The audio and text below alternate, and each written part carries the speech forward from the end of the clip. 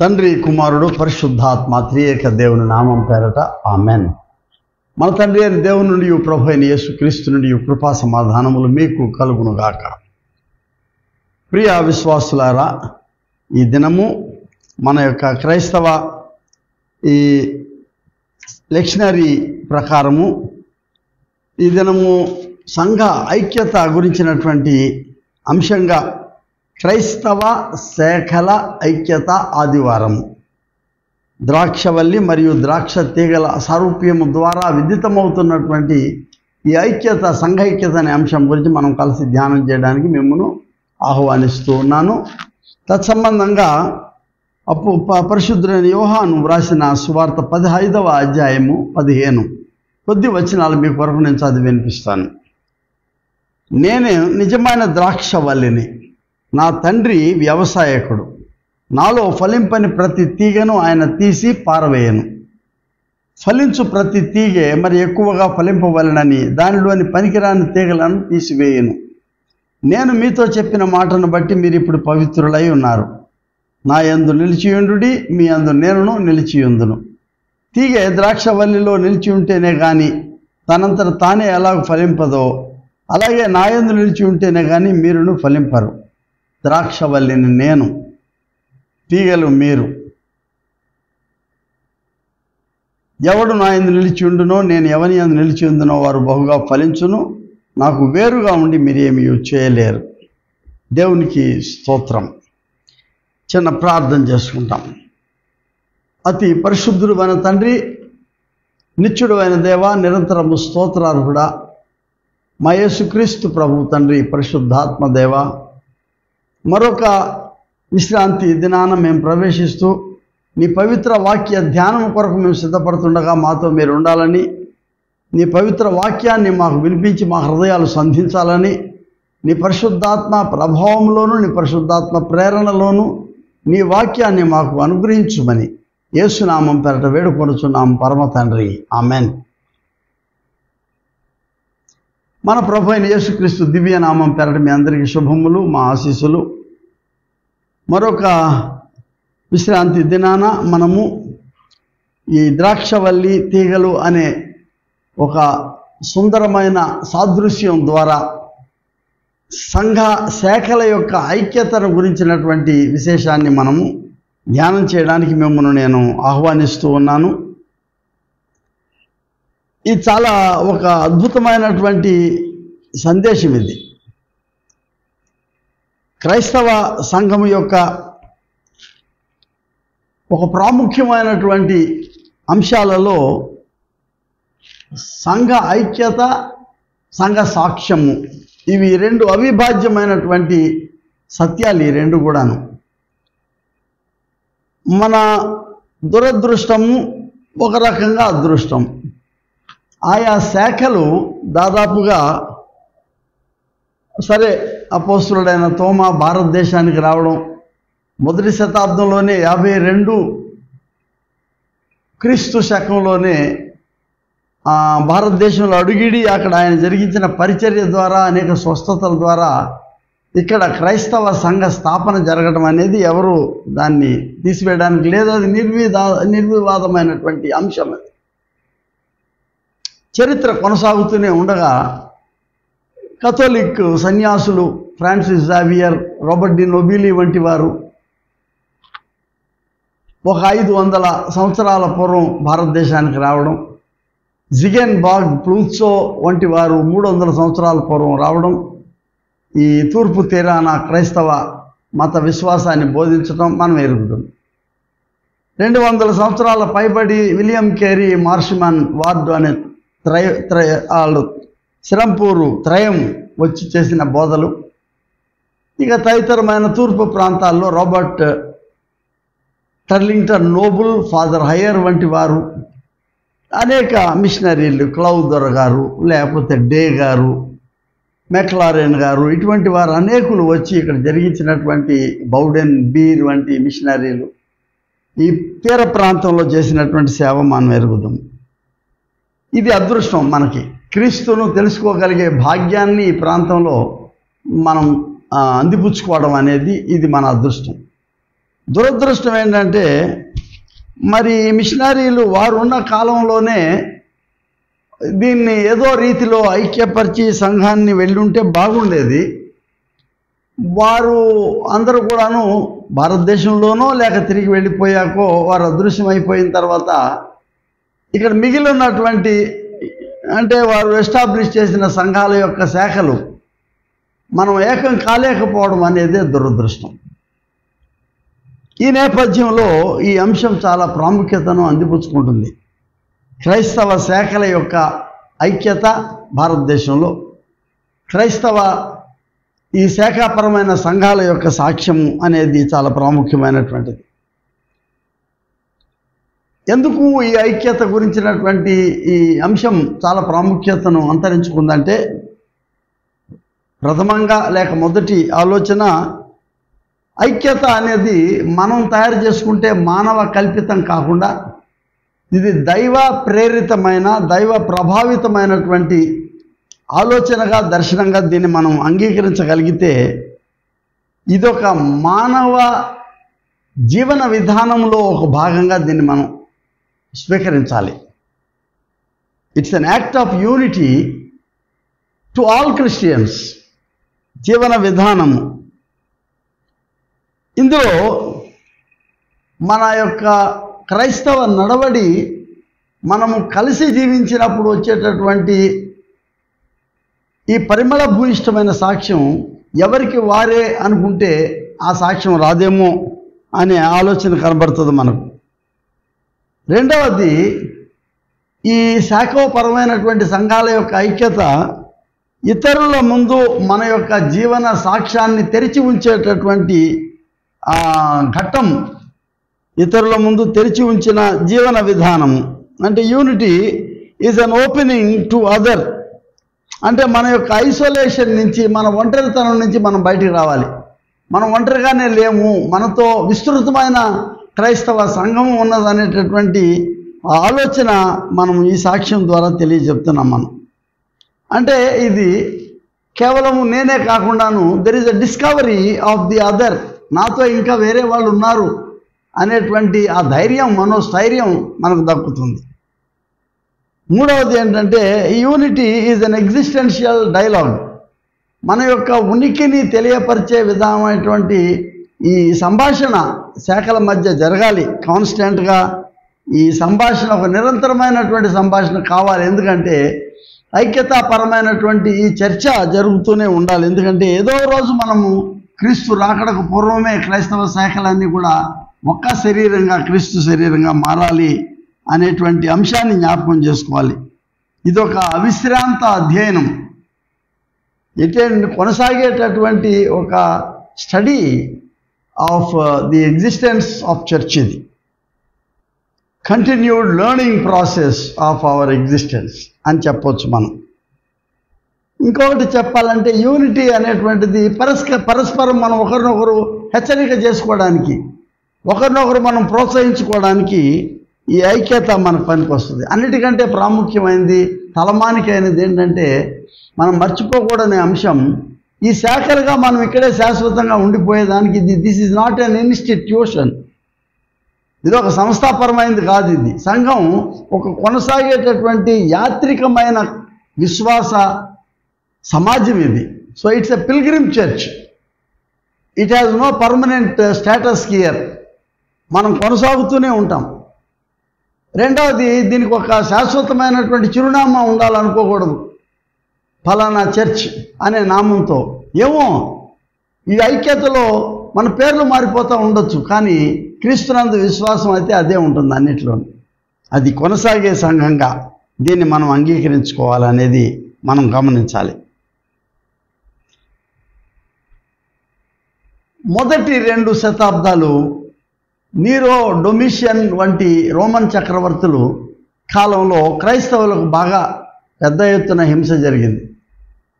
వేలాది మంది క్రైస్తవులు తమ జీవితాలను కోల్పోయారు.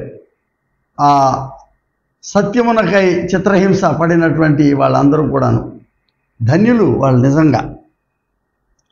దాన్ని ఏమన్నామంటే, అది అనాది సంఘం, ప్రిమిటివ్ చర్చ్ ఆర్ ఈ అనాది సంఘానికి మనం ఎల్లలు వేయడానికి లేకుండా అయింది. అప్పుడు అది అయిన తర్వాత ఎప్పుడైతే ఎంపరర్ కాన్స్టాంటైన్ ఈ పవిత్ర రోమా సంఘాన్ని స్థాపన చేశాడో, అది అధికారయుక్తంగా క్రైస్తవ సంఘం ప్రపంచంలో మొట్టమొదటిగా వెలసిందో, అప్పటి నుంచి క్రైస్తవ సాక్షులకు క్రైస్తవ సువార్త చెప్పేవారికి ధైర్యం వచ్చింది. కానీ ఒక చిన్న దురదృష్టం ఏంటంటే, ఆనాడే 3వ శతాబ్దంలో 4వ శతాబ్దం మధ్యలో ఏర్పడినటువంటి శాఖల మధ్య చిన్న పొరపక్షం ఒకటి వచ్చింది. ఏంటంటే, యేసు దేవుని కుమారుడైతే దేవుడు ఆయన్ను పంపించి ఉంటే, యేసుకు ముందే దైవత్వం ఉన్నప్పుడు యేసు స్థితి ఏమిటి అనే ప్రశ్నను వాళ్ళు వేశారు. There was a time before Jesus. అప్పుడు యేసుని ఎక్కడ పెట్టాలి వాళ్ళ యొక్క మనోస్థితిలో ఆధ్యాత్మికంగా అనే భావన కలిగినప్పుడు, మొట్టమొదట 325 క్రీస్తు శకంలో నైసియా లేక నైకేయి అనే స్థలంలో కాన్స్టాంటైన్ చక్రవర్తి ఇటువంటి విభేదాలు ఎక్కువ కాలం ఉండకూడదు, ఇవి సమసిపోవాలనే కారణంగా వాళ్ళని ఆనాడు ఎరిగినటువంటి వాళ్ళు అలెగ్జాండ్రియా, అంతియోకయ, కల్సిడోన్ వంటి ప్రాముఖ్యమైనటువంటి క్రైస్తవ కేంద్రాల నుంచి ఆయా డిజర్ట్స్లో ప్రార్థనలు చేసుకుంటున్నటువంటి యోగి పుంగవులు వాళ్ళని పిలిచి వాళ్ళకు ఒక పెద్ద సదస్సును జరిగించాడు. ద ఫస్ట్ ఇంటర్నేషనల్ కాన్ఫరెన్స్ అదేంటంటే నైసియా కౌన్సిల్. అక్కడ ఒక చర్చ జరిగింది. అదేంటంటే, యేసు దేవునితో సమానుడా అంటే దేవుడు వేరు యేసు వేరా అనే సమస్య రాకూడదు. అక్కడ యేసు అనేది కేవలము ఎన్ ఎక్స్ప్రెషన్, భావ ప్రకటన, ఆధ్యాత్మిక భావ ప్రకటన. అది అంటే దేవుడు తానే భూమిపైకి దిగి వచ్చిన తరి అర్థం చేసుకోవాలనేది నైసియా విశ్వాస సూత్రం యొక్క ప్రాముఖ్యత. 406 క్రీస్తు శకంలో ఎఫెసు అనేటటువంటి స్థలంలో 436 అక్కడ ఒక చర్చ జరిగింది. అదేంటంటే, మరియమ్మ వారిని ప్రస్తావన తీసుకొచ్చారు. ఆమె క్రీస్తుకు తల్లా యేసుకు తల్లా అంటే, యేసు అంటే ఆయన హిస్టారిక్ జీసస్, చరిత్రలో ప్రవేశించిన. క్రీస్తు అంటే సాక్షాత్తు దైవికమైనటువంటి ప్రవేశం. అప్పుడు మరియమ్మ దేవమాత అవుతుందా, మానవుడైన యేసు మాత అవుతుందా అనేటువంటి చర్చను, అంటే ఏమైపోతుందంటే విశ్వాసం పెరిగిపోవడంలో జరుగుతున్నటువంటి చర్చల్లో ఒక విభేదం కలిగింది, అక్కడ విమతం కలిగింది. అక్కడ హెరెసీ, నెస్టోరియన్ అనేవాడు తీసుకొని వచ్చినటువంటి విమతం. అది 451 క్రీస్తు శకంలో కల్సిడన్ అనే స్థలంలో జరిగినటువంటిది. క్రీస్తు మానవ దైవ స్థితుల గురించినటువంటి సంధానం గురించి మాట్లాడుకున్నారు. అందులో వచ్చినటువంటి ఒక పరమ సత్యం ఏంటంటే, ఆయన పరిపూర్ణ దేవుడు, పరిపూర్ణ మానవుడు. ఆయన ఎన్నటికీ అవిభాజ్యం కాలేడనేటువంటి విధానాన్ని, ఫార్ములాని వాళ్ళు తీసుకొని వచ్చారు, ఆ విశ్వాసాన్ని తీసుకొని వచ్చారు. ఇది చాలా ప్రాముఖ్యం. అంటే క్రీస్తులోనే ఇమిడిన 2 కోశాలు అన్నమాట. ఇవి కూడా దైవ కోశము, మానవ కోశం అనేటువంటిది. నో చేంజ్, ఆయనలో ఏం మార్పు లేదు. నో డివిజన్, ఆయనలో 2 అనే 2తనం లేదు. అక్కడ ఇన్సెపరబుల్, అవిభాజ్యమైనటువంటి ఆయన స్థితి. ఆయన సత్యాతి సత్యమైన దేవుడు, సత్యాతి సత్యమైన మానవుడు. దీన్ని ఏమన్నారంటే కాన్సబ్స్టాన్సియేషన్ అన్నారు. అంటే వేరుపరచజాలన్నటువంటి దైవ అంశ కలిగి ఉన్నటువంటి మానవుడిగా జన్మించినటువంటి యేసు, ఆయనే క్రీస్తు, ఆయనే మెస్సియా, ఆయనే ప్రభువు. కానీ ఇక్కడ దురదృష్టం, తూర్పు పశ్చిమాలు వేరైపోయినాయి సంఘాలు. అంతియోకయ సంఘం వేరైంది, అలెగ్జాండ్రియా కేంద్రితమైన సంఘం వేరైంది. అదే తర్వాత దినాల్లో ఆర్థడాక్స్ లేక మరియు కథోలిక్ అనే 2 సంఘాలుగా చీలిపోవడాన్ని మనం చూస్తున్నాం. ప్రియ స్నేహితులారా, ఈ చిన్ని నేపథ్యం మనకు చాలా అవసరం. ఎదుగుతున్నటువంటి క్రైస్తవ విశ్వాసంలో ఈ నేపథ్యాన్ని మనం ఖచ్చితంగా విధిగా తెలుసుకోవాలి. మాకెందుకండి, మాకు యేసు చాలును అనే పాట ఉంది కాబట్టి అక్కడికి అయిపోతే కాదు. విద్యార్థికులుగా మనం దీన్ని ఆకలింపు చేసుకోవాలి. ఏ విశ్వాసాన్ని మనం సాధన చేస్తున్నామో, ఏ విశ్వాసంలో మన ఆత్మీయ ప్రయాణం చేస్తున్నామో అది తెలుసుకోవడం చాలా అవసరం మనకి. తర్వాత మనం తెలుసుకున్నట్లుగా 1517 నుంచి 22 మధ్యలో డాక్టర్ మార్టిన్ లూథర్ ఆయన తెచ్చినటువంటి ఈ మత సంస్కరణ, రిఫర్మేషన్, దాని తర్వాత వచ్చిన కౌంటర్ రిఫర్మేషన్, ప్రతి మత సంస్కరణ, దాని తర్వాత ప్రొటెస్టాంటిజం అంటే కల్విన్ గారు, జ్వింగ్లీ గారు తెచ్చినటువంటి సంస్కరణలు, పయటిజం అంటే ఈ మత ఆధ్యాత్మిక దిద్దుబాట్ల గురించిన మెథోడిజము, ఇటువంటివి అన్ని. తర్వాత కారిస్మాటిక్ మూవ్మెంట్, పెంతెకోస్తల అనుభవం, తర్వాత సౌవార్తిక అనుభవాల ద్వారా సంఘం విచ్చలవిడిగా ముక్కలుగా వేరైతే పొలిటికల్గా ఆంగ్లికన్ సంఘం కథోలిక్ నుంచి రాజరికం నుంచి వాళ్ళు వేరు చేసుకున్నారు. ప్రియ స్నేహితులారా, ఇది దురదృష్టమైనటువంటి విషయం. ఎక్కడ ఆరంభమైనటువంటి ఈ ఏక సంఘం ఇవాళ నేడు ఎక్కడ చూసి అక్కడ చిలవల పలవలుగా ఉండినటువంటి శాఖలు ఒకరోజు మనం కలవాలి. భారతదేశం లాంటి విభిన్న మత ధోరణులు, విభిన్న సంస్కృతులు, విభిన్న ఆదర్శాలు ఉండేటటువంటి ఇటువంటి నేపథ్య భూమిలో మనం క్రైస్తవులు ఏక సంఘంగా, మనము క్రీస్తు యొక్క ఏక కాయముగా మనం సాక్ష్యం ఇవ్వడం అనేది ఇట్స్ ఏ హిస్టారిక్ నెసెసిటీ, చారిత్రక అవసరమని మహా మేధావులు, మరి తాత్వికులు, భక్త జనులు, మరి సాధు సుందర్ సింగ్ లాంటి వారు, bishop Vedanayakam Samuel Azariah, bishop AJ Appasamy, reverend పాపులే, చాలా గొప్ప వాళ్ళందరూ కూడా దీన్ని రాజకీయంలో ఉండి స్వాతంత్రోద్యమంలో పాల్గొన్నటువంటి Sushil Kumar Rudra, professor, saint Stephen's college మొట్టమొదటి ప్రిన్సిపల్, వీళ్ళందరూ ఆనాడు ఈ Indian National Congress Umesh Chandra Banerjee మొదటి అధ్యక్షుడు, ఆ తర్వాత వచ్చినటువంటి వాళ్ళందరూ కూడా కోరారు ఏంటంటే, yes, the church in India must be one, it should give one witness, ఇది ఒకే సాక్ష్యాన్ని ఇవ్వాలనేది. దానికి ఎజికేల్ గ్రంథంలో మనం చూస్తున్న 37వ అధ్యాయంలో 2 కర్రలను తీసుకోమంటున్నాడు. అక్కడ నరపుత్రుడికి దేవుడిచ్చినటువంటి ఆజ్ఞ. యోధా ఇశ్రాయేల్ అనేవాళ్ళది ఒక కర్ర అంటున్నాడు, ఎఫ్రాయిమ్ది ఒక కర్ర అంటున్నాడు. ఈ 2 కర్రలు ఒకటిగా చేయమని అడుగుతున్నాడు ఆయన. ఎందుకు? ఈ 2 కూడా వేరే దేశాలు కాకుండా ఏకదేశంగా, ఏక జనాంగంగా ఇవి మారాలనేటటువంటిది. రెండోది, ఈ ఐక్యత అనేది మీరు ప్రయత్నాలు చేస్తే కాదు, కానీ ఈ ఐక్యత అనేది నా హస్తగతం, ఇది నా స్వాధీనం, నేను చేస్తాను దీన్నని దేవుడిచ్చినటువంటి పాఠంగా మనం దీన్ని చూస్తున్నాం. I shall hold them as one, నేను వాటిని ఒకటిగా చేస్తానంటున్నాడని. ఇక నుంచి అవి 2 కర్రలుగా ఉండవు, అవి విభిన్నంగా కనబడవు. అవి I shall make them into one nation. ఇక్కడేం కనబడుతుందంటే, ఐక్యత అనేది సెంట్రాలిటీ ఆఫ్ గాడ్, దేవుని యొక్క కేంద్రితమైనటువంటి ఈ ప్రయోగం, దైవ కేంద్రితమైనటువంటి సత్యం ఐక్యత అనేటటువంటిది. అంటే కేవలము పరిశుద్ధాత్మ దేవుని యొక్క ప్రభావం తప్ప మానవ కల్పితంగాను, మానవ ప్రేరితంగాను ఈ ఐక్యత సాధన జరగదు అని చెప్పినట్టు కనబడతా ఉంది. యెషయాలో చూస్తాం 2వ అధ్యాయంలో, అందరినీ తిరిగి వచ్చేయమంటున్నాడు. అందరం మనం కలిసి ఉండాలా, నా జనాంగం అంతా కూడా ఒకటిగా ఉండాలంటాడు. యెషయా 60లో చూస్తున్నాం, రిటర్న్ ఓ ఇజ్రాయెల్, వెనక్కి వచ్చేసేయండి అంటున్నాడు. All the nations gather on the mountain of God, దేవుని పర్వతం మీద అందరూ కలవాలి. యెషయా 45లో అంటున్నాడు, all people are summoned to come together, అందరు రావాలని పిలవమంటున్నాడు. ఎందుకు?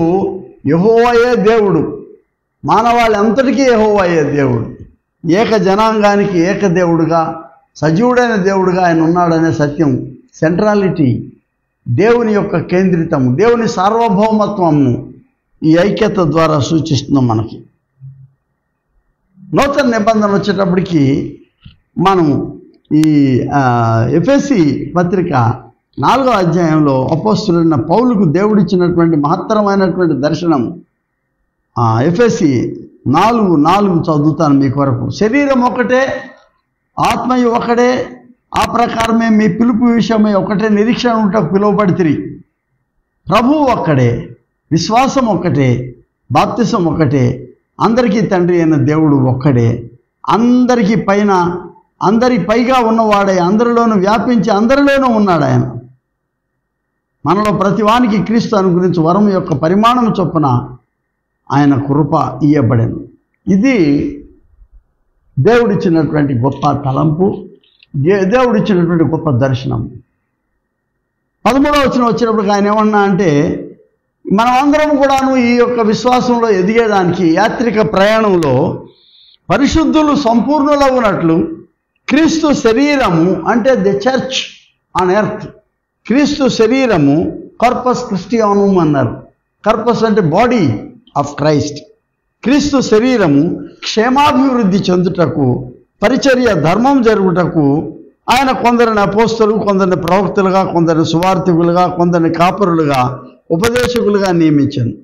కాబట్టి మనం despite the divisions of our ministries and witnesses we are one people. మనం ఒకళ్ళమే, ఒకే శరీరము, క్రీస్తు శరీరంగా మనం ముందుకు సాగిపోవాలనేటటువంటి ఈ అంశాన్ని మనము ఈ క్రైస్తవ విశ్వాసంలో తీసుకొచ్చాం.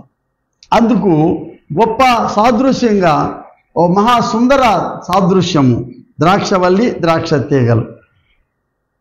దీనిలో మనకు కనబడేటటువంటి సత్యాతి సత్యమైన విషయం ఏంటంటే, ఈ తీగ అనే దానికి ద్రాక్ష తీగ ఎంత చక్కటి స్వీట్ ఫ్రూషన్ కదా, చక్కటి మధురమైనటువంటి ఫలం అది.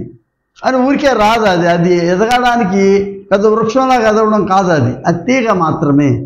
దానికి ఆలంబన కావాలి, ఏదో ఒక బలమైనటువంటి వస్తువు మీద అది ఆధారపడాలి. ఇట్ రిక్వైర్ సపోర్ట్, ఒక ట్రంక్ కావాలి దానికి. అదేంటంటే యోహాను సువార్త 15వ అధ్యాయంలో ఉన్నట్లు Jesus was identified as true wine. ఆయనే ఈ యొక్క ట్రంక్, దాని మీద ఈ తీగ దాని చుట్టూ అల్లుకున్నట్టుగా చెప్పబడుతూ ఉన్నది. దానికి ఎవరయ్యా?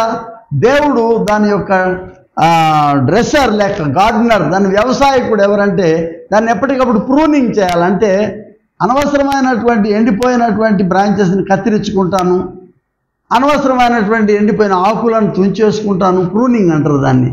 It is not just cutting. Pruning అంటే it's the dressing the plant అన్నమాట. దీన్ని తయారు చేసుకుంటూ దేవుడు ఈ సంఘాన్ని ఆయన జాగ్రత్తగా దీన్ని సిస్టమటైజ్, క్రమబద్ధీకరణ చేయడానికి పరిశుద్ధాత్మ దేవుడు తోడై ఉన్నాడని. So the essential need for believers to abide or connected to Christ, క్రీస్తుకు సంబంధింప చేసుకునేటటువంటి ఒక క్రమమైన పద్ధతి క్రైస్తవ సంఘానికి కావాలి.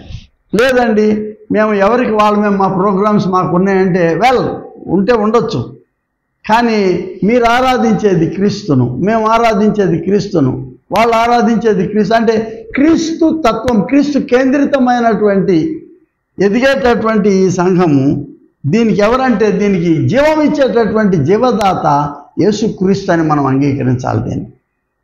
దీనిలో నుంచి ఈ యొక్క ద్రాక్ష పండ్లు ఫలభరితంగా అవి రావడం అంటే టు బేర్ స్పిరిచువల్ ఫ్రూట్ అనేది చాలా ప్రాముఖ్యమైనటువంటిది. ఇది ఎట్లా అంటే ద్రాక్షవల్లికి ఇంకో ప్రాముఖ్యమైన సాదృశ్యం, ద్రాక్షవల్లి తీగల్లోనికి వెళ్ళేటటువంటి జీవం మళ్ళీ తిరిగి ట్రంక్ దగ్గరకు వచ్చి మళ్ళీ వేరే బ్రాంచెస్కి వెళ్ళడం, to and fro. There is a constant flow of the life. అటు ఇటు ప్రవహించేటటువంటి ఈ యొక్క జీవాన్ని మనం చూస్తున్నాం. దేవుడు ఈ జీవానికి ఆయన మూలమైతే, జీవదాత అయితే, దీన్ని బ్రాంచెస్ పంచుకోవడం, ఈ బ్రాంచెస్ అవి పంచుకొని అవి ఎదగడం, పచ్చపచ్చగా ఎదగడం, చిగురించడం, కొత్త ఆకులు రావడం, ఈ ద్రాక్ష పళ్ళు రావడం, ఇదంతా కూడా ఏంటంటే there is a constant growth, there is a consistent growth, progress. ఇవి ఎదగటం అనేటటువంటిది చూడముచ్చటగా కనబడతా ఉంటుంది. నేను దాదాపు చాలా సంవత్సరాల నుంచి ఇంకా కొద్దిమందిని చూశాను నేను కొన్ని గృహాల్లో. ఇదొక చక్కటి అలవాటు చేసుకోగలిగితే ఒక చిన్ని ద్రాక్షావల్లి తెచ్చిపెట్టుకున్నాను నేను. సంవత్సరాల తరబడి అది పెరుగుతూనే ఉంటుంది. అఫ్కోర్స్ భారతదేశంలో అవి పెద్ద పెద్ద గుత్తులేం కనబడవు మనకు, కానీ మొత్తానికి ఏదో చిన్న చిన్నగా అవి రావడం పళ్ళు చూస్తాం మనం. అంత గొప్పగా ఇక్కడ నేను తినలేకపోవచ్చు ఇండియాలో, అవి పెరిగే స్థలాల్లో పెరుగుతాయి అనుకోండి. But I witness this constant mutual sharing of life. ఈ ద్రాక్షవల్లులు పంచుకోవడం అన్నటువంటి జీవదాత నుంచి వచ్చేటువంటి ఈ జీవాన్ని. హోషేయ 10వ అధ్యాయం 1వ వచనం అంటాడు, ఇశ్రాయేలు విస్తారముగా వ్యాపించిన ద్రాక్ష చెట్టుతో సమానం అంటున్నాడు. కోర్స్ ప్రతిదానికి మనం ఇశ్రాయేలు యోధాలని నేపథ్యం తీసుకోవాలి. మనం ఈ క్రైస్తవ విశ్వాసంలో ఇశ్రాయేలే పెద్ద ఎదిగినటువంటి ఇదొక విస్తారముగా వ్యాపించిన ద్రాక్ష చెట్టుతో సమానం అంటున్నాడు. బ్రాంచెస్ ఎక్కడెక్కడికో వెళ్ళిపోతూ ఉంటాయి, ఎక్కడెక్కడ ఆలంబన దొరికితే అటు వెళ్ళిపోద్ది, గుత్తులు గుత్తులుగా వస్తూ ఉంటుంది అది. జస్ట్ నేను చాలాసార్లు ఇశ్రాయేల్ దేశం హోలీ ల్యాండ్ వెళ్ళాను నేను. ముఖ్యంగా కొన్ని గ్రామీణ ప్రాంతాలకు వెళ్ళినప్పుడు, బేతని వంటి స్థలాలకు అట్లా వెళ్తే, కపెర్నహోము ఇటువంటి స్థలాలకు పోయినప్పుడు గ్రామీణ ప్రాంతాల్లో ప్రతి ఇంట్లోనూ ఒక ద్రాక్ష చెట్టు ఉంటుంది. ప్రతి ఇంట్లోనూ ఇంతంత అడలు, గుత్తులు గుత్తులు, ఇంతంత లావు కాయలు, చాలా స్వీట్గా. అండ్ నువ్వు ఆపగా చూస్తే ఒకవేళ వాళ్ళు నువ్వు కొత్తోడివి పరదేశం అని తెలిసి నీకు కావాలా అని అడుగుతారు వాళ్ళ భాషలో. మనం తలూపితే చాలు వాళ్ళు కత్తిరి తెచ్చి కోసి నీకు ఇచ్చేస్తారు, ఊరికే ఇస్తారు. అంటే ఓవర్ఫ్లోయింగ్ ఆఫ్ ది ఫ్రూషన్ అక్కడ జరుగుతున్నది చూస్తున్నాం మనం.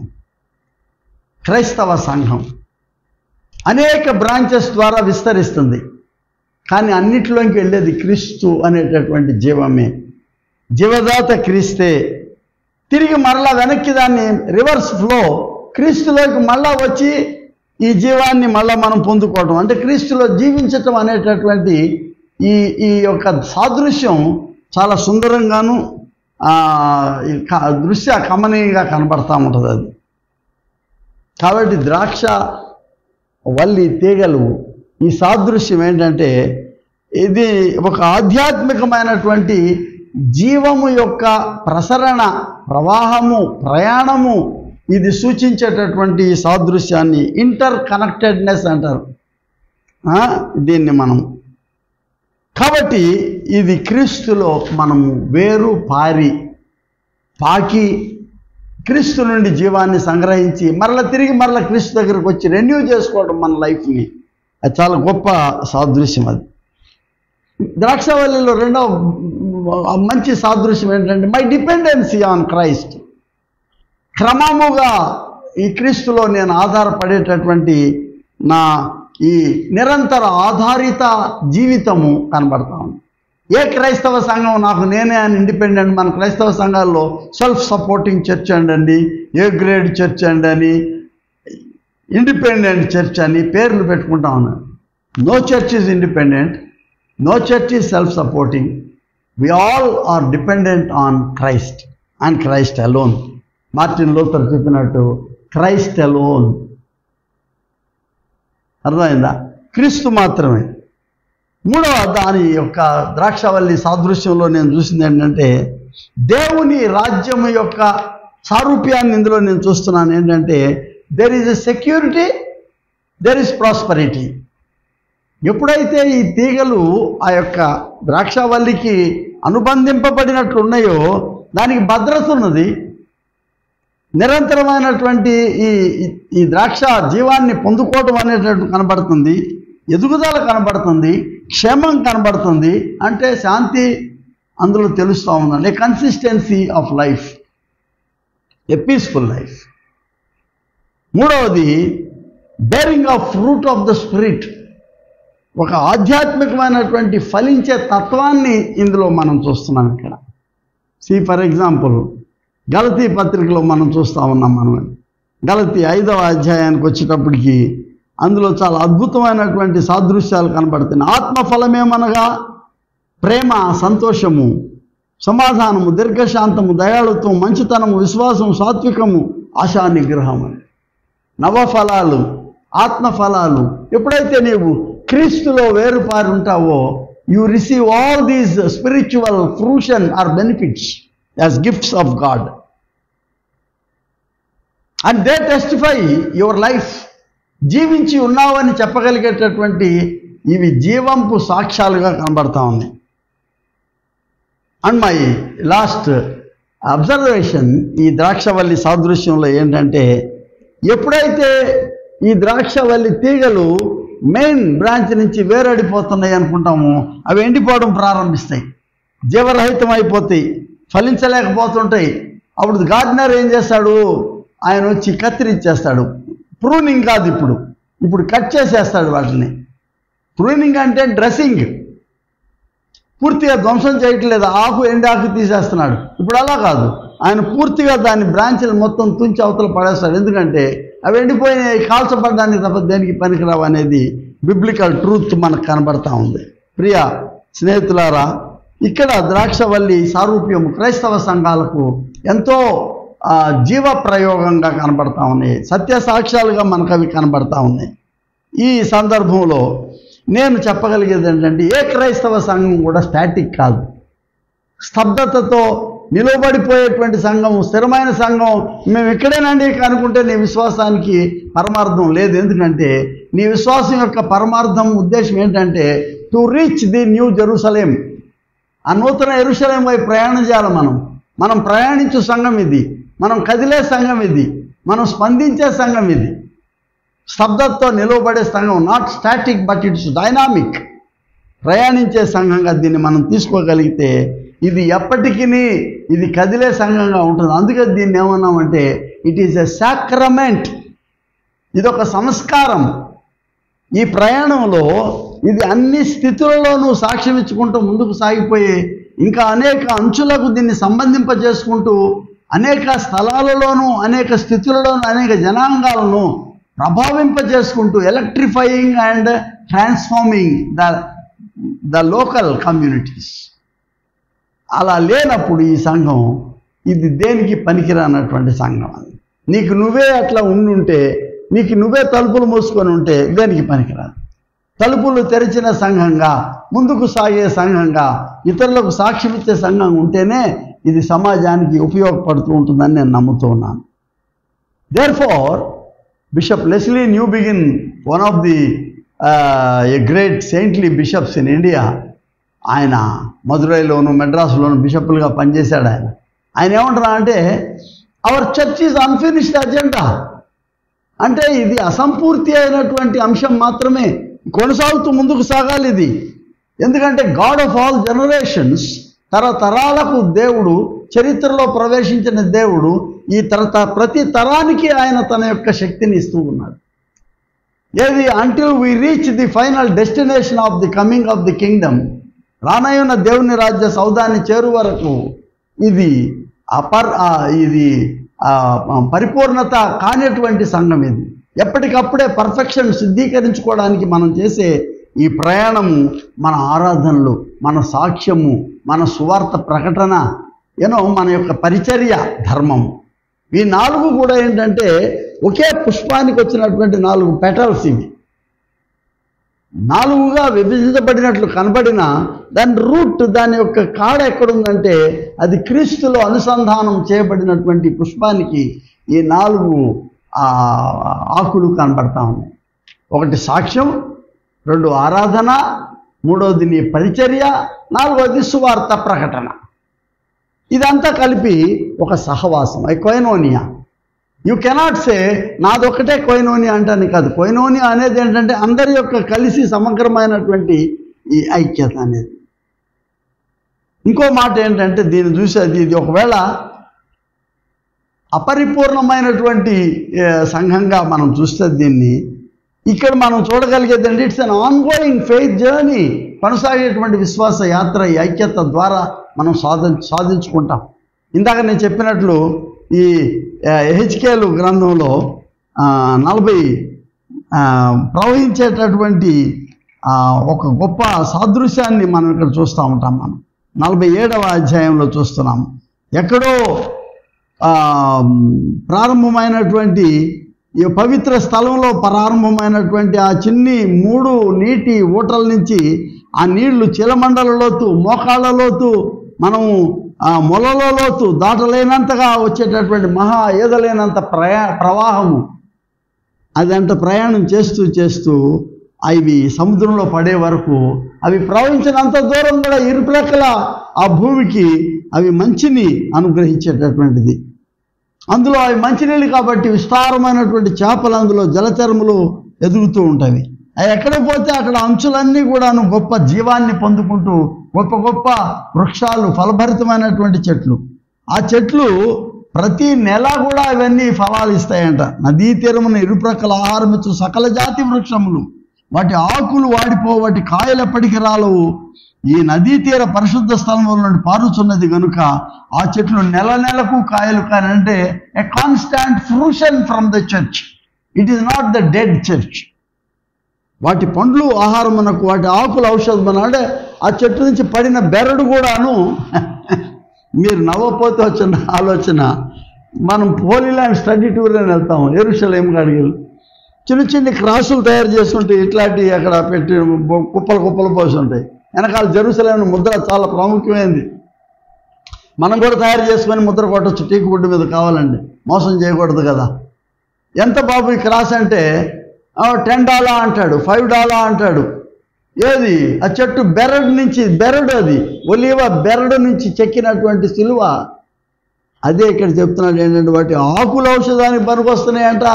అక్కడి నుంచి రాలేవు బెరడులు కూడా మనకు అవి చాలా ఖరీదుగా కనపడుతున్నాయంటే the church is so precious because there is a life flowing in the womb of this church. ఈ సంఘం యొక్క, క్రైస్తవ సంఘము యొక్క ఆరాధనలో, మీ సహవాసములో, మీ సాక్ష్యములోను, మీ పరిచర్యలోను క్రీస్తు ఆయన కనబడతా ఉన్నాడు. అందులోంచి ఏదైనా తీసుకోండి, మీరు వేరే శాఖలై ఉండొచ్చు, but you are one church. అనుసంధించబడినటువంటి సంఘం ఇది. కాన్స్టాంట్ ఫెయిత్ జర్నీ ఇది. ఇంకొక ఆలోచన అంటే ట్రాన్సెండింగ్, ముందుకు సాగిపోయేటటువంటి దీనిలో సంఘం మార్పులు చెందుతుంది. సంఘం ఒకే రకంగా వెళ్ళడం లేదు, ఎందుకంటే దీనికి శాశ్వత రూపం ఉండదు. ఇది మారుతూ ఉండే సంఘం, మారుచున్న కాలాల్లో మార్పును ఇతరులకు అందించేటటువంటి సంఘంగా దీనికి కనబడుతుంది. ఇక్కడ అసంబంధమైనటువంటి ఒక అనవసరమైన ప్రేలాపనలతో కూడినటువంటి చర్చలు జరుగుతూ ఉంటాయి. అవేంటి, నీళ్ళతో బాప్తిజం ఇస్తున్నారా, చిలకరించిస్తున్నారా, చుక్కలేసిస్తున్నారా, ముంచిస్తున్నారా, అర్థం లేనటువంటి ఇది కాదు ప్రాముఖ్యమైనటువంటి అంశం. బాప్తిజం తీసుకున్నావా అనేదే తప్ప నీటిలోనా నీటితోనా ఇవి చాలా. వాళ్ళు బొట్టు పెట్టుకున్నారండి, చీర కట్టుకున్నారండి, వాళ్ళెవరో ఇంగ్లీష్ వాళ్ళు బోధించినప్పుడు గౌన్లు వేసుకుని వాళ్ళు ఇక్కడికి వచ్చారు. భారతదేశంలో క్రైస్తవ స్త్రీలంతా గౌన్లు వేసి తిరుగుతున్నారా? భారతదేశ సంస్కృతిలో చీరలు కట్టుకు తిరగటం లేదా? మెట్లు పెట్టుకోవటం లేదా? ఇక్కడున్న స్థితిలో లాగానే ఇక్కడ కొబ్బరి నూనె రాసుకొని తల దుక్కోవటం లేదా? నిన్నటి మొన్న వరకు పంచెలు కట్టుకు తిరగటం లేదా మనుషులు? మారుచున్న కాలంలో ఎన్నో రకాలైనటువంటి మార్పులు సహజ సిద్ధం. ఇశ్రాయేలీయులు ఐగుప్తు నుంచి వచ్చేటప్పుడే వాళ్ళకు కొన్ని ఆచారాలు తెచ్చుకున్నారు ఇక్కడికి. దారి అంతా ప్రయాణం చేసినప్పుడు వాళ్ళు మన కనానీయుల దగ్గర ఇంకా అనేక రకాల సంస్కృతులను దాటుకుంటూ వచ్చినప్పుడు ఎక్కడో చోట కొన్ని సంస్కృతులు వాళ్ళు అందిపుచ్చుకున్నారు. ఒకడు మంగళసూత్రం కట్టొచ్చా, ఉంగరాలు పెట్టొచ్చా, ఇవన్నీ చాలా అనవసరమైనటువంటి ప్రేలాపనలుగా నేను భావిస్తున్నా. అది కాదు ప్రాముఖ్యమైన విషయం. దేవుని సమాజం మధ్యలో ఒక క్రైస్తవ వివాహం చేసుకున్నాను. ఏమి ఆదికాండంలో నీకు ఆర్డర్ ఆఫ్ వర్షిప్ పెట్టారా? ఇదమ్మితంగా ఇలా ఉండాలి ఆర్డర్ ఆఫ్ వర్షిప్ అని ఒక ప్రీస్ట్ పెళ్లి చేశాడా? ఇవన్నీ మనం కల్పించుకుంటే తర్వాత వచ్చినాయి కాదా? ఇది ఒకటి కరెక్ట్ అనుకున్నవాడు నువ్వే అన్ని రూల్స్ చెప్తా ఉంటే నీకు ఒక్కడికే ఎక్కడి నుంచి వచ్చినాయి ఈ రూల్స్? నువ్వే చెప్పగలిగే అధికారం నీకు ఎవరిచ్చారు? నువ్వెవడో దీన్ని ఖండించేదానికి? This is a process. ఇది ఒక విధానం. ఇవన్నీ నేను ఈ వస్త్రాలు వేసుకున్నా, నా మిషనరీ నాకు తెచ్చిచ్చినటువంటి ఈ యొక్క సాంప్రదాయం నేను అవలంబిస్తున్నా. నీకు లేదు అది, నిన్ను నేను తప్పు పట్టను. నువ్వు చొక్కా ప్యాంట్ వేసుకునే సువార్త చెప్పు, నేను వద్దనడం లేదు కదా. మన ఇద్దరం చేసే పని ఏంటంటే ఏక సందేశము, క్రీస్తు సందేశము, క్రీస్తు కేంద్రితమైన సందేశం.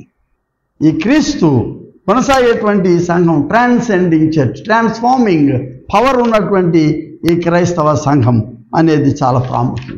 ప్రియ స్నేహితులారా, ఐక్యత అనేది ఇట్స్ ఎ మిషనరీ యాక్టివిటీ. అంటే దైవ కార్యార్థమైన దేవుడు మనకు అనుగ్రహించినటువంటి ఆజ్ఞా అనుసారంగా ఈ సంఘం వ్యాప్తి చెందుతుంది.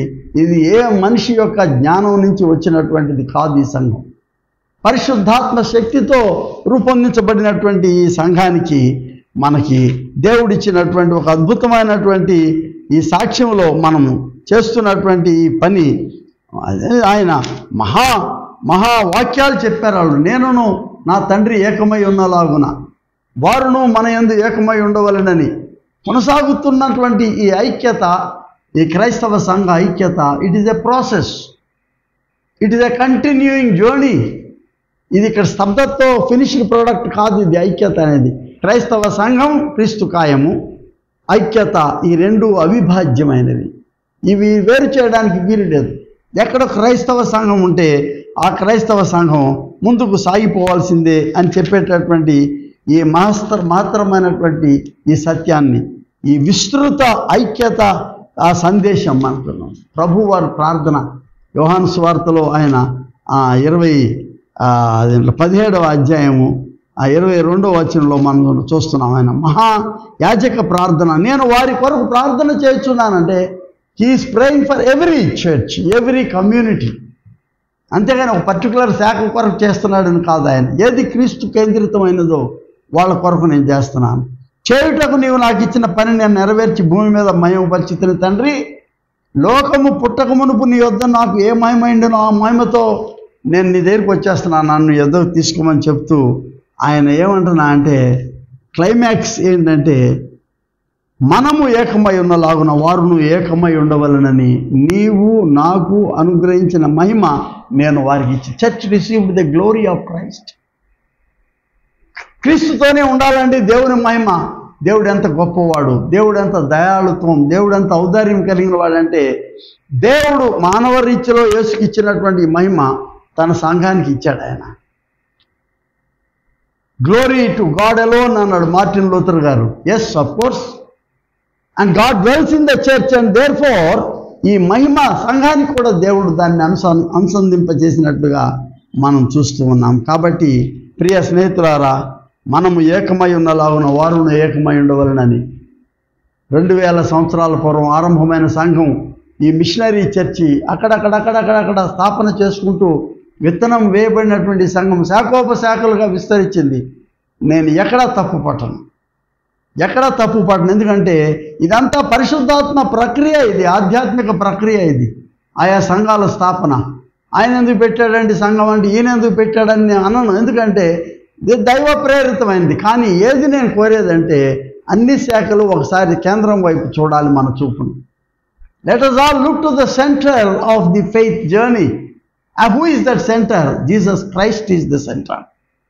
క్రీస్తు కేంద్రితమైనటువంటి క్రైస్తవ సంఘం, ఇది క్రీస్తు పవిత్ర కాయం. నేను ఎప్పుడు చెప్తా, కార్పస్ క్రిస్టియానం. దాని చుట్టూ it is not anymore a mystery. ఇక క్రీస్తు సంఘం ఎప్పుడు కూడా మర్మం కాదు, అది తెరిచి ఉంచినటువంటి ఆరాధనా స్థలం అది. It is both Catholic, it is both apostolic. Catholic అంటే నేను రోమన్ కథోలిక్ గురించి మాట్లాడడంలా. కథోలిక్ అంటే విశ్వజనీయమైన అని అర్థం. ఇది విశ్వజనీయమైనది, ఇది దైవ కార్యార్థమైన, దైవ ప్రేరితమైన విస్తరణలో ఉన్నటువంటి క్రైస్తవ సంఘం. దీన్ని మనం అంగీకరించాలి. అల్టిమేట్లీ ఈ క్రీస్తు కాయం అనేటువంటి దాంట్లో నీవు నేను, పౌలు ఎంత అద్భుతమైనటువంటి ఆయన ఇచ్చినటువంటి ఈ సారూప్యము 12వ అధ్యాయం, వన్ ఆఫ్ ది క్లైమాక్స్ బోధన ఆయన చేస్తూ ఉన్నాడు. ఏంటంటే కృపావరములు అనేకములు అంటున్నాడు. ప్రభు ఒక్కడైన మళ్ళీ ఉద్ఘాటన చేస్తున్నాడు ఆయన 5వ వచనంలో. పరిచర్యలు నానా విధము ఉన్నవి కానీ ప్రభు ఒక్కడే. They are different dimensions of ministry. తప్పు పట్టను నేను. వాడు నీళ్లు చిలకరించి బాప్తిజం ఇస్తే వెల్ అండ్ గుడ్. వీడు ముంచిస్తున్నాడు, సంతోషం. దేని పెట్టి చూపించొద్దు ఎక్కడ. నువ్వు యు ఆర్ నాట్ అథారిటీ. ఒకరికి ఆత్మ మూలముగా బుద్ధి వాక్యమును, మరి ఒకరికి ఆత్మ అనుసరించిన జ్ఞానవాక్యం, మరి ఒకరికి ఆత్మ వలన విశ్వాసం, మరి ఒకరికి ఆ ఒక్క ఆత్మ వలననే స్వస్థపరచు వరము, మరి ఒకరికి అద్భుత కార్యములు చేయ శక్తి, మరి ఒకరికి ప్రవచన వరము, మరి ఒకరికి ఆత్మల వివేచన, మరి ఒకరికి నానావిధ భాషలను, మరి ఒకరికి భాషల అర్థము చెప్పు శక్తి అనుగ్రహించును. హల్లెలూయా. హౌ మెనీ డైమెన్షన్స్, ఎన్ని రకాల వరాలు ఆయన ఈ కొరింథీ పత్రిక, మొదటి పత్రిక 12వ అధ్యాయంలో చూడండి, 7 నుంచి 10 వరకు. మల్టిపుల్. ఇవి ఆత్మ వరాలు. ఈ వరం ఉన్నవాడు లేడని చెప్పి వీడిని దూషించొద్దు. నీకు ఈ వరం ఉందని చెప్పి నువ్వు ఒక్కడివే గ్లోరిఫై అవ్వడానికి కాదు. దేవుడు అనేకులకు అనేక రకాల వరాలు ఇచ్చాడు. మనకు తెలియనివి రాబోయే తరాల్లో ఎన్నున్నాయో వరాలు మనకు తెలియదు. సంఘ విస్తరణలో దేవుడిచ్చేటువంటి ఎలాగూ శరీరం ఏకమైన అనేకమైన అవయములు కలిగి ఉన్నవో, ఎలాగూ శరీరం యొక్క అవయములన్నీ అనేకములై ఉన్నవో, ఆ ఒక్క శరీరము అలాగే క్రీస్తు ఉన్నాడు. క్రీస్తు, క్రైస్ట్ అలోన్, క్రైస్ట్ అలోన్. అది జ్ఞాపకం చేసుకోవాలి. ఇది మన సూత్రం, ఇది మన విశ్వాసం. ఇది ఎన్నో సభలు, ఎన్నో నైసియాలు, ఎఫెసులు కలిసిరాని సభలు జరుగుతూ వచ్చినాయి చరిత్రలో, ఇంకా జరుగుతాయి. విమతాలు రావచ్చు. వీటన్ని మళ్ళీ తిరిగి వెనక్కి వచ్చే శక్తి మనకు ఉండాలి. కేంద్రానికి రావాలి. ద్రాక్ష తీగలు మళ్ళీ వెనక్కి వచ్చి జీవాన్ని పొందుకొని మళ్ళీ వెనక్కి వెళ్తూ ఉంటాయి. ఎదగడానికి క్రైస్తవ సంఘం అంతే. It is a fellowship and also inter connectedness ఇతర శాఖలతో. అందుకని దీనిలో నుంచి వాళ్ళు మనకిచ్చినటువంటి గొప్ప సందేశం ఏంటంటే, ఈ సంఘంలో 1966లో దీనిలో నుంచి మనకు ఒక గొప్ప సందేశాన్ని ఇచ్చారు. ఏంటంటే యూనిటీ ఆక్టేవ్, అంటే ఈ వారం రోజులు క్రైస్తవ సాక్ష్యాన్ని మనం ప్రకటించేదానికి మనకు గొప్ప అవకాశాన్ని మనకిచ్చారు. వరల్డ్ కౌన్సిల్ ఆఫ్ చర్చెస్, ప్రపంచ క్రైస్తవ సమాఖ్య, and Catholic churches in the world, ఇంకా evangelical churches in the world, ఈ మూడు కలిపి గ్లోబల్ ఫోరంగా ఫార్మ్ అయ్యి, అంటే విశ్వజనీనమైన ఈ సంఘం వారం రోజులు ప్రతి దినం ఒక్కొక్క శాఖ దగ్గరకు పోయి మనం ఆరాధన చేద్దాం. I'm glad. నేను బిషప్గా యాక్టివ్గా ఉన్న కాలంలో నేను పనిచేసిన నా నగరం విజయవాడలో ఏదో ఒక వారం ఒక శాఖలోకి వెళ్ళి మేము అందరం అక్కడ ఆరాధన చేశాం. It's great unity. వైకోమోనే ఈ యొక్క గృహం, వైకోస్ అనేటువంటి గృహంలో వైకోమెనిజం అంటే ఎక్యుమెనిజం, ఈ ఐక్యత ఆరాధనలు జరగడానికి ఒక అద్భుతమైన అవకాశం మనకు దొరికింది. Let us continue this week off prayer. ఇది 1908లో ప్రారంభమైనటువంటి ఈ గొప్ప ఆలోచనని గ్లోబల్ ఫోరం అనే దానికి తీసుకొని వచ్చి ప్రతి సంవత్సరం దీన్ని చేయగలుగుతున్నాం అంటే దేవునికి మహిమ. ఇది let us continue this act of witness, act of unity. ఇది దేవుని పరిశుద్ధాత్మ క్రియ. ఇది ఈ ఐక్యత అనేటటువంటి పిలుపు. మనందరం దేవుని పిలుపుకు లోబడి ఉండాలా. Let us be loyal and obedient to the call of unity given by the Holy Spirit. Let His name be always praised. ప్రార్థన చేస్తాం. ప్రియ ప్రభువా, పరలోకపు తండ్రి, ఈ క్రైస్తవ సంఘ ఆరంభానికి విత్తనము నీవే. నీ శిలువ రక్తపు బిందువుల ద్వారానే ఉత్పన్నమైనటువంటి ఈ మహాసంఘం, ఇది నీ కాయం, ఇది నీ యొక్క శరీరము. ఇది అవయవాలుగా వేరే వేరే బాధ్యతలతో ఉండొచ్చు, కానీ శరీరం మాత్రం నీదే. కాబట్టి దేవా, మేము ఏదో ఒక రీతిలో ఈ శరీరంలో ఒక భాగంగా ఉండి మాకు మేముగా వేరే మేమేమి చేయలేమనే సత్యాన్ని ఎరిగి మేము ఒకరినొకరు అనుసంధింపజేసుకొని నీ కొరకు పరిమళ భూయిష్టమైన సాక్ష్యాన్ని మా దేశంలో మేము ఇవ్వగలిగేటటువంటి ధోరణి, ఇవ్వగలిగే ప్రేరణ, ఇవ్వగలిగే స్ఫూర్తి మాలో పుట్టించాలని, ఈ ఐక్యత ద్వారా మీరే మహిమ ఘనత కీర్తి పొందుకోమని యేసునామం పేరట వేడుకొనుచున్నాం పరమ తండ్రి. ఆమెన్. మన ప్రభు అయిన యేసుక్రీస్తు కృపా తండ్రి అయిన దేవుని ప్రేమ, పరిశుద్ధాత్మ యొక్క నిత్య సహవాసము మనకు సదా తోడైండును గాక. ఆమెన్.